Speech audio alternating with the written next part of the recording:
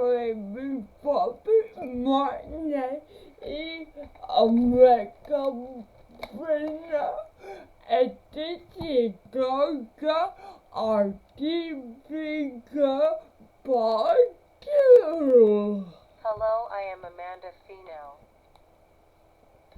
In my church and women's Bible study, we have been studying the book of Jonah for the past few weeks.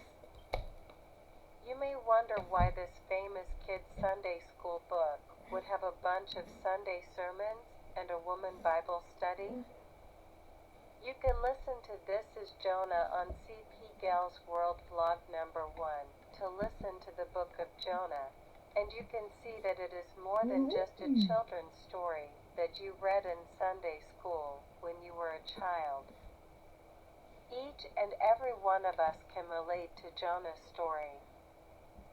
In vlog number 2, I would like to share my own answers to the book we used in our women's Bible study, Rediscovering Jonah, The Secret of God's Mercy by Timothy Keller and Yoon-Ju Lee. Links to the book are provided below the description. I planned to do this sooner, but life just got in the way. This is taken from chapter 2 of Tim Keller's The Secret of God's Mercy. The world storms, Jonah 1:3b4. He went down to Joppa and, finding a ship bound for Tarshish, he paid the fare and went down into it, to go with them to Tarshish, away from the face of the Lord. But the Lord hurled a great wind upon the sea, and there was such a mighty tempest that the ship expected to break up.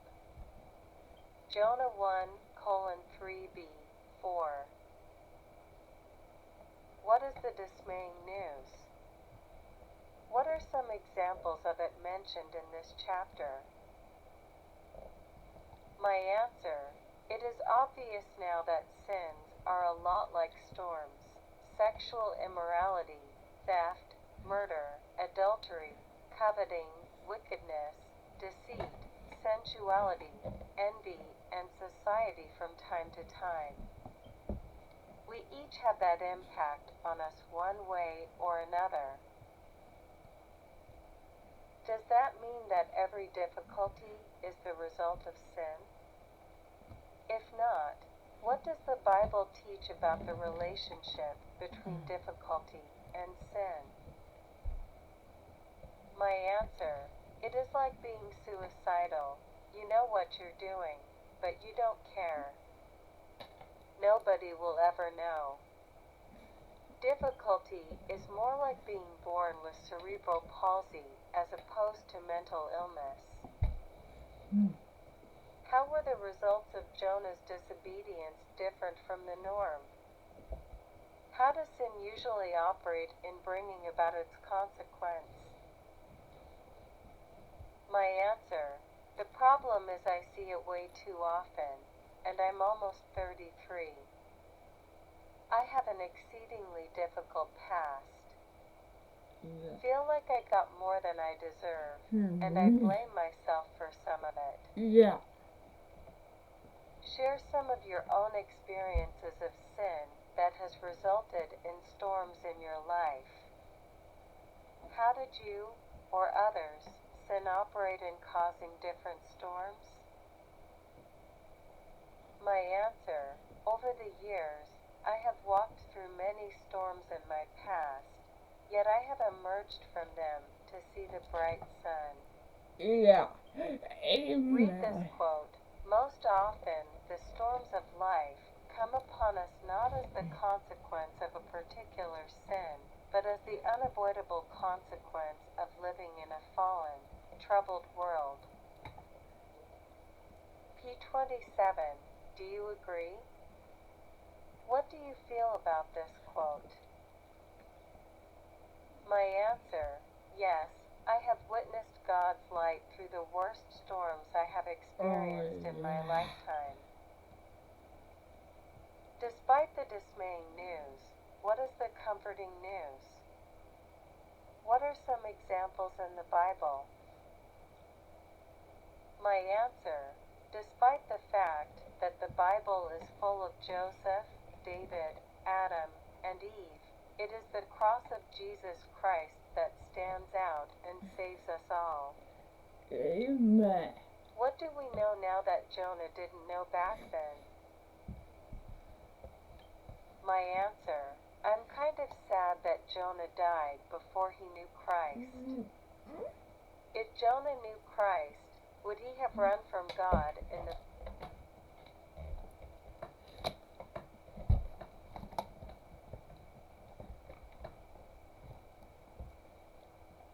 place?